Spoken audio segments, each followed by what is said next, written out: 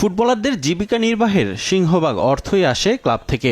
তারপরও জাতীয় দলে খেলার জন্য উদগ্রীব হয়ে থাকেন তারা। লাল সবুজ জার্সি গায়ে চাপানো যে ফুটবলারদের কাছে ভিন্ন এক অনুভূতি, আর তাই অর্থ উপেক্ষা করে জাতীয় দলের দায়িত্ব পালন করতে ছুটে আসেন তারা।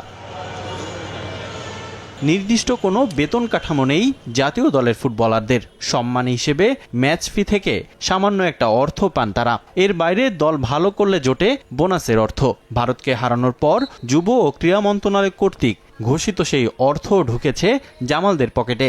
মাসখানেক পেরিয়ে গেলেও এখনও বকেয়া ম্যাচ ফি, যদিও তা নিয়ে বিব্রত নন ফুটবলাররা। আমাদের ম্যাচ ফি আসলে ন্যাশনাল টিমে এরকম হয় না, বা আমাদেরও নাই।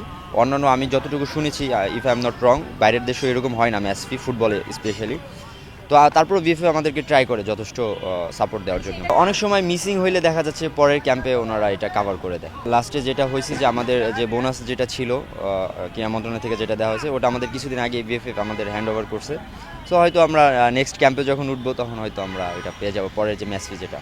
ফুটবলের আন্তর্জাতিক বিরতিতে প্রতিদ্বন্দ্বিতামূলক ম্যাচ আয়োজনে নেশনস লিগ চালু করে উইফা। এশিয়ার ফুটবল উন্নয়ন ও বাণিজ্যিকরণের চিন্তাধারায় ইউরোপের মতো নেশনস লিগ আয়োজনের পরিকল্পনা করছে এএফসি, যা ইতিবাচকভাবে দেখছেন ফুটবলাররা। ইয়ারলি আমরা বেশি ম্যাচ খেলার সুযোগ পাই না, মূলত কয়েকটা টুর্নামেন্ট বা কয়েকটা ফিফা ম্যাচগুলো ছাড়া, ওয়ার্ল্ড কাপ কোয়ালিফায়ার ম্যাচগুলো ছাড়া।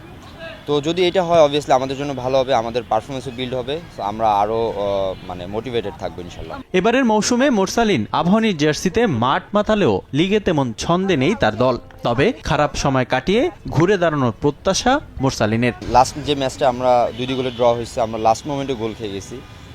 তো আসলে এখন নেক্সট 2টা ম্যাচ আছে ফার্স্ট লিগে। সো আশা করতেছি আমরা ম্যাচ 2টা যেভাবে হোক আমাদের জিততে হবে, ওইটাই টার্গেট আমাদের। আমরা যখন সিজন স্টার্ট করছি আমাদের টার্গেট ছিল আমরা চ্যাম্পিয়ন হব, ওই উদ্দেশ্যে আমাদের ট্রেনিং বা যেটাই বলেন আমরা ওইভাবেই স্টার্ট করেছিলাম।